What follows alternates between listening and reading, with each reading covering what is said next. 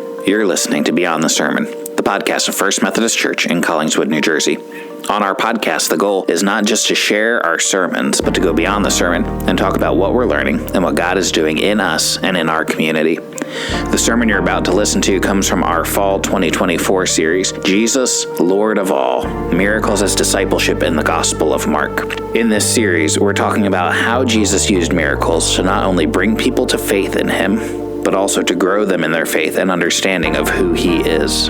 You can find more information about our church at fumccollingswood.org. Thanks for listening.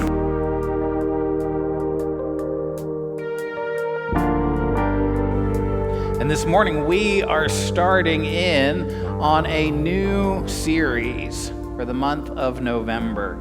In the liturgical calendar, the calendar for the church, the last Sunday of the church year is the last Sunday before Advent starts, right? And then Advent starts that rhythm all over again. That Sunday, that last Sunday, is called Christ the King Sunday. And it's focused on the lordship and the authority of Jesus. It points to how Christ is ruling now and how Christ will rule when he comes again. This year, Christ the King Sunday is the last Sunday in November. And that got me thinking about the different ways that we see the lordship of Jesus expressed in the Gospels, right? The different areas of reality that God is king over, that God is Lord over. And so our new series is called Jesus, Lord of All. And in it, we're going to be looking at a series of miracle stories right here in the heart of Mark's gospel, in Mark chapter 4, 5, and 6. That's where we're going to be hanging out, because I think each one of these stories speaks to Jesus' lordship and authority over a different sphere of life. We won't exhaust the areas of reality that God is Lord over in 4 weeks, but we will begin to fill in the picture a little bit. But the other part of it is that I also wanted an opportunity to talk about some of these miracle stories, because I don't think we talk about them enough, or at least not in a way that tends to feel related to our lives today. But how we talk about miracles has a direct impact on how we expect to see God at work today. And if God is the same yesterday, today, and forever, why do we think that God has changed the way he engages with the world just because we are on the other side of the scientific revolution and the Enlightenment and those kinds of shifts in thinking? But here's how I think the church in America tends to talk about miracles. Some different groups, all right? Some parts of the church believe that miracles are a thing that only happened in the Bible, right? We don't believe that God works this way today. Formally, this is called cessationism, right? It's the belief that miracles stopped following the writing of Scripture. Cessationism says that since we have God's revelation, God doesn't have to work supernaturally in the world anymore.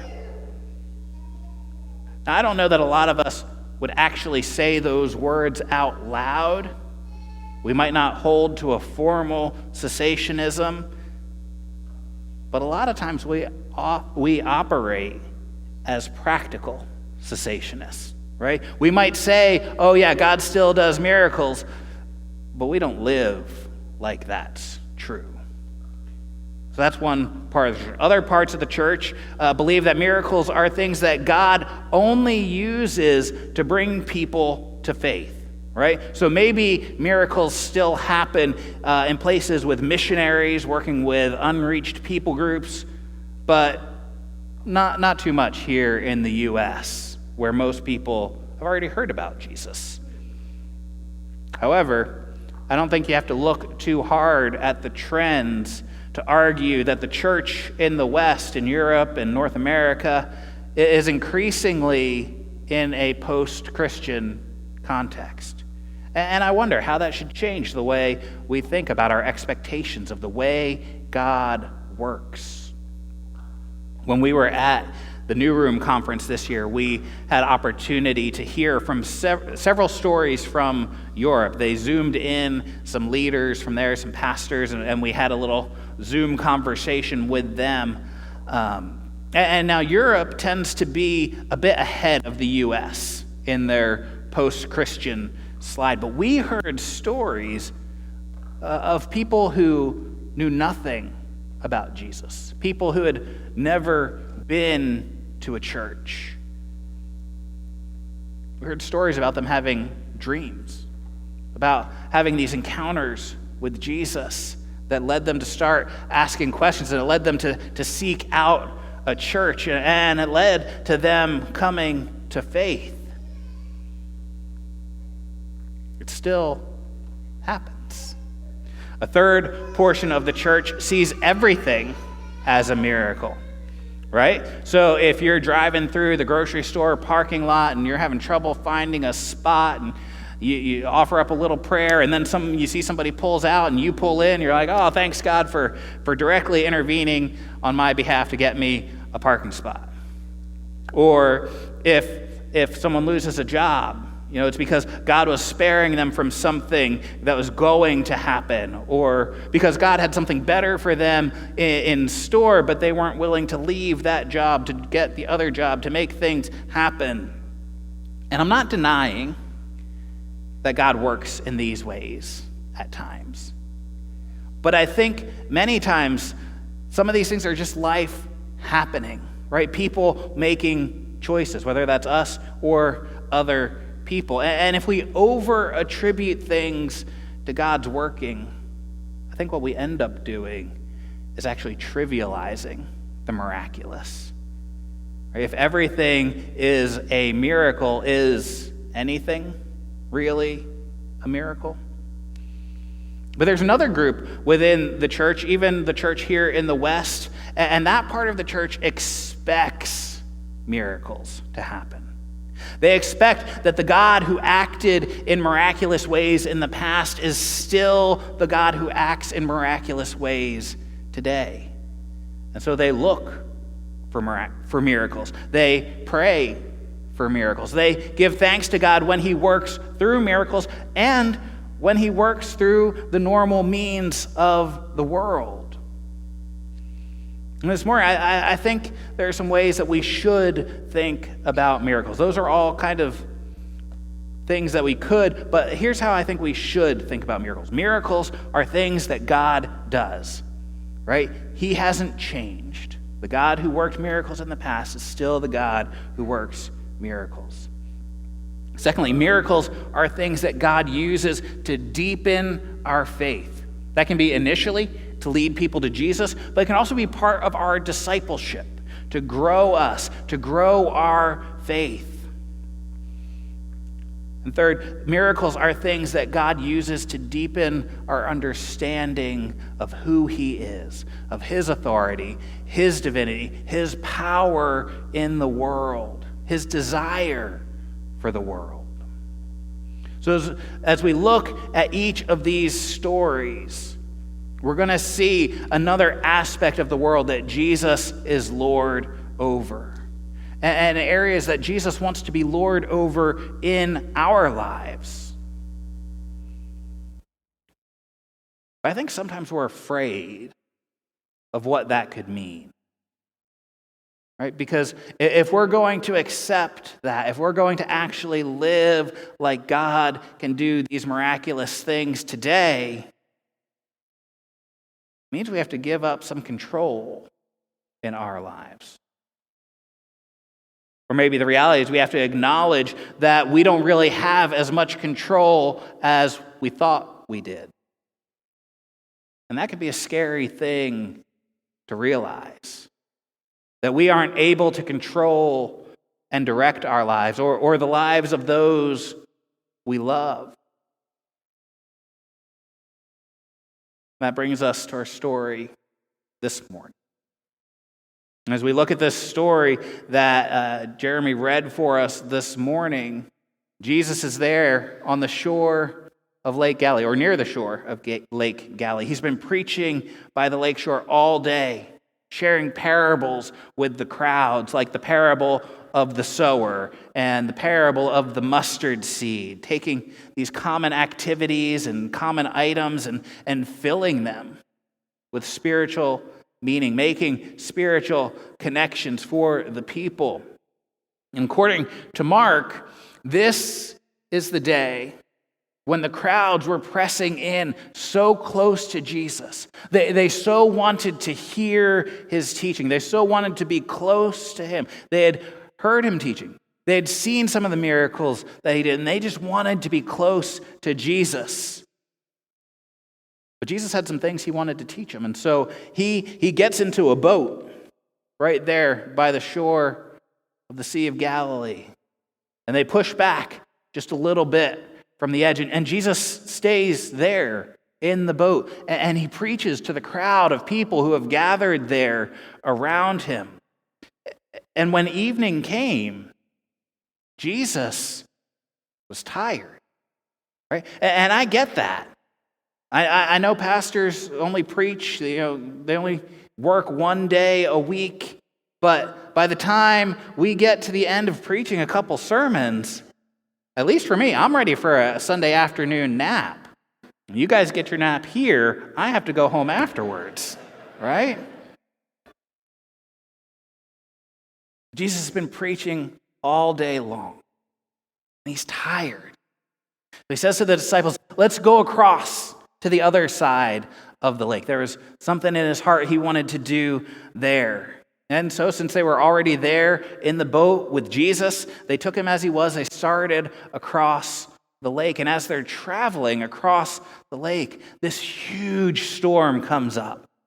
The wind was blowing. The waves were crashing over the side of the boat, so much so that the boat was already beginning to fill with water.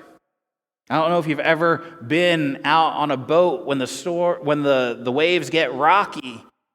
It's not exactly a fun thing to experience. This would have been a terrifying experience for Jesus' disciples, even the ones who had been fishermen before Jesus called them to follow him.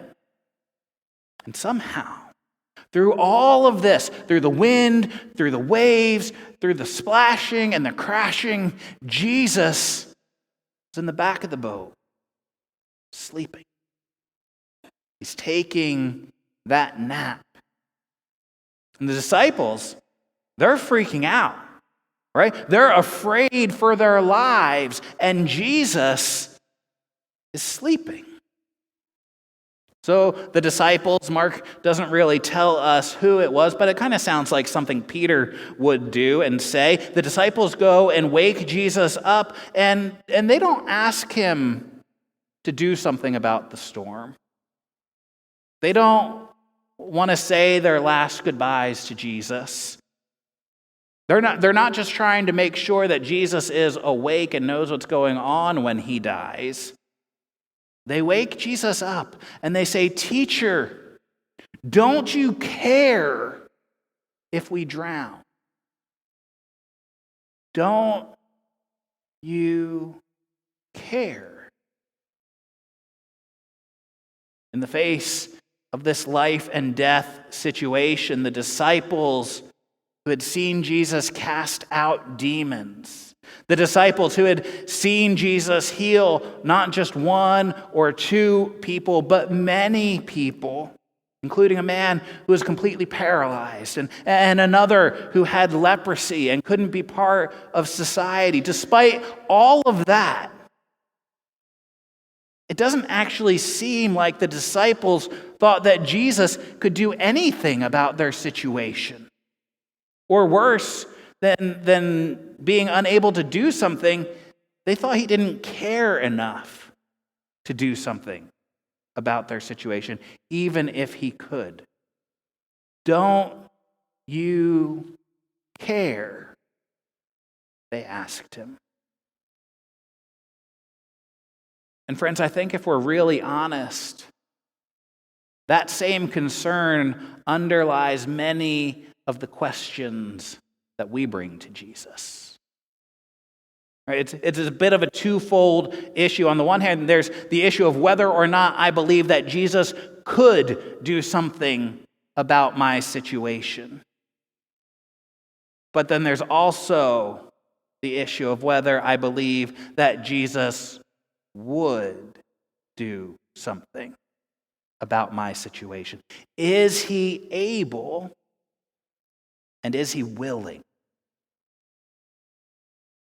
But I think often, just like the disciples, we don't even get to the question of asking Jesus to do something because we just don't think he would. And listen, I'm not judging anybody here this morning. I understand how we get there. We live in a world that says that the scientific method is everything, right? That if we can't reproduce something or measure it, it doesn't actually exist. We live in a world where maybe you've prayed for a miracle and it hasn't happened. And that doesn't have to happen too many times before you stop asking. The hard part is that God isn't Santa Claus. He's not a genie in a bottle just waiting for us to tell him what we want to do. And it's not always clear from our perspective why God doesn't do what we're asking him to do. We feel that tension. That's the world we live in.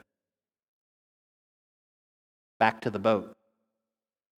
The disciples have come to Jesus and asked, "Don't you care?"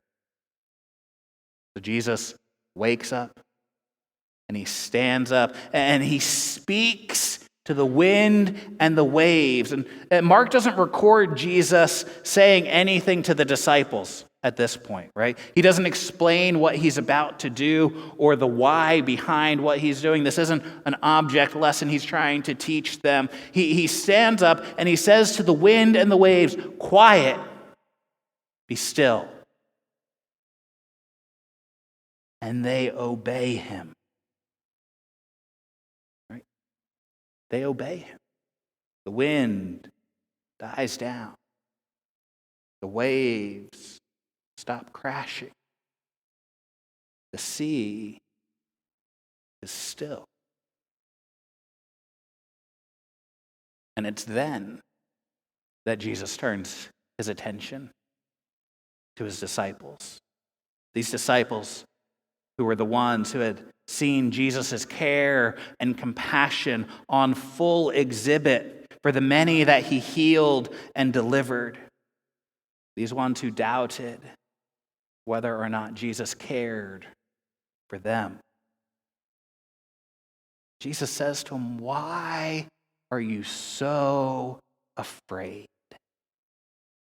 Do you still have no faith?" After all that they had experienced with Jesus, did they still doubt that the one who invited them to cross the lake wouldn't be able to get them there? Did they still fail to grasp the extent of his authority? The one who healed with a touch. The one who cast out unclean spirits with a word. The one who said he could forgive sins.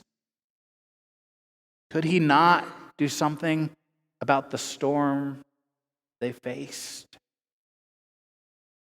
And I think in that question, why are you so afraid? Do you still have no faith? The storm shifted from raging all around them to raging within their hearts.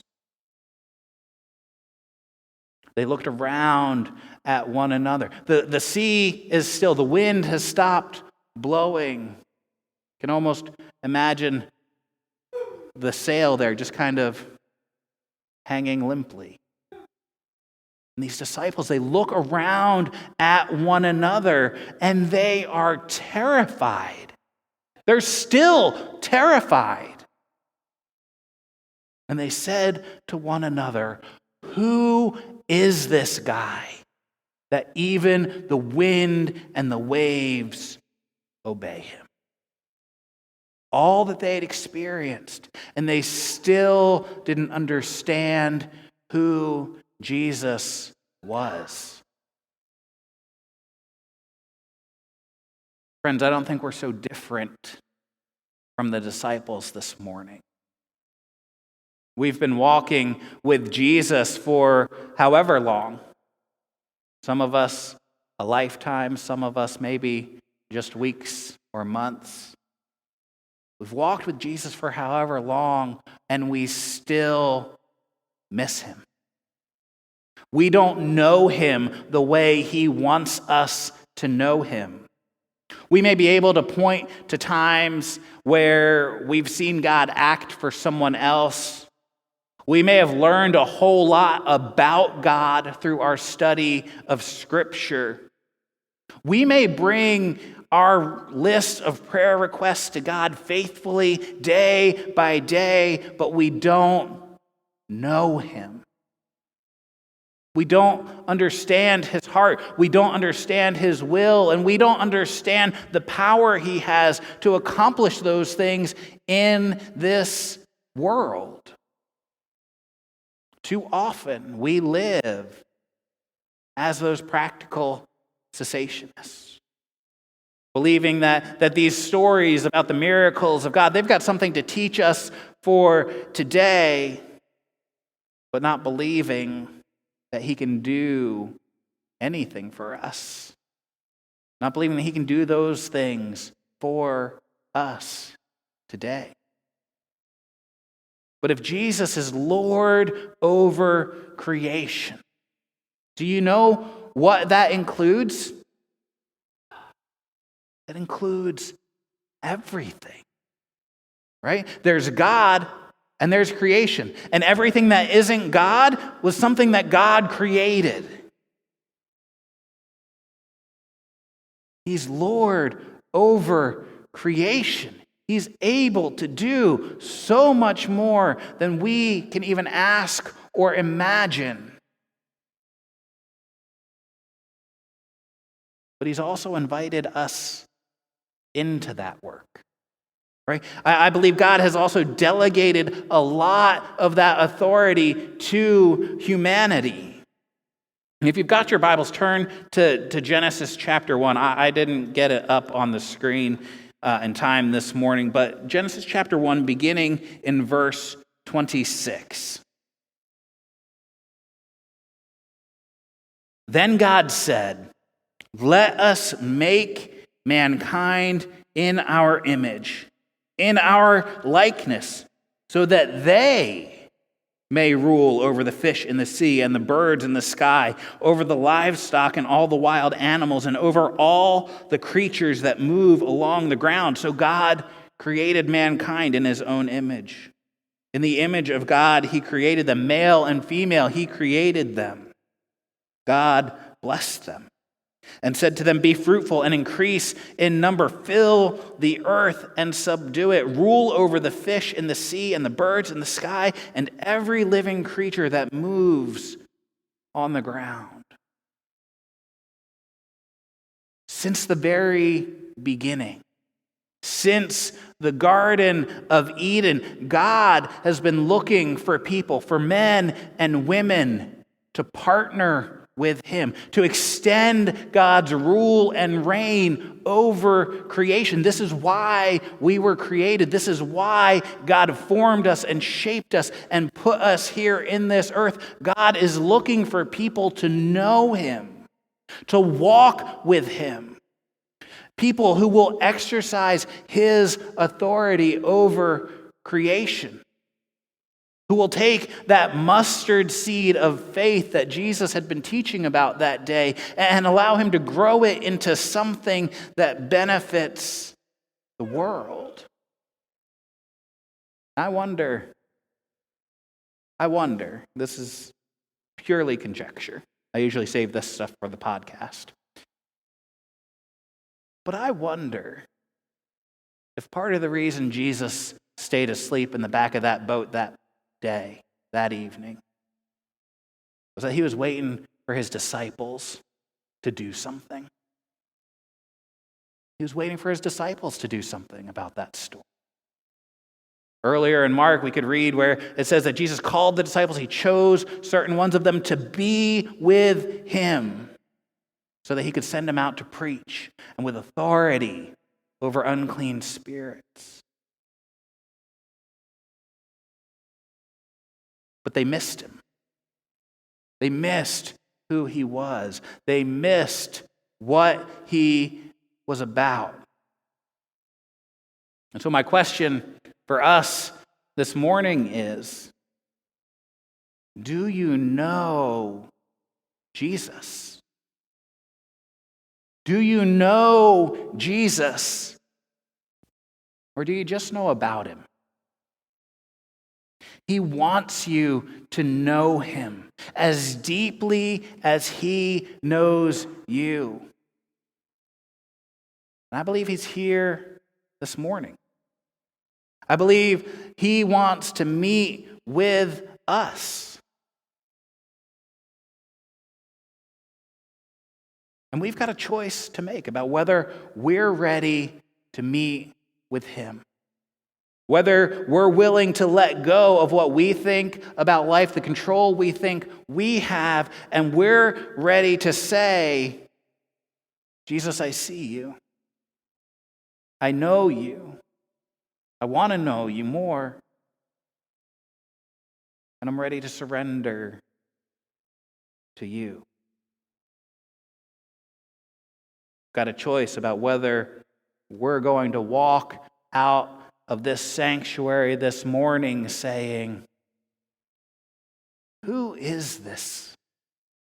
Who is this guy? Or whether we're going to walk out of this sanctuary saying, let me tell you about my Jesus. Let me tell you about the miracle that he's done in my life. Because friends, I'll tell you, I'll be the first to admit it. For Jesus to be able to do a work in me, to change me from someone who was so curved in on myself that I was my only priority, to be someone who could see the world like Jesus did, that's a miracle. And he wants to perform that same miracle in your heart. He wants to meet with you today. He wants to take those things, those storms, those fears, the things that are swirling around us. He wants to say to them, peace, be still. He's a God who does miracles, and he's the God who's Lord over all.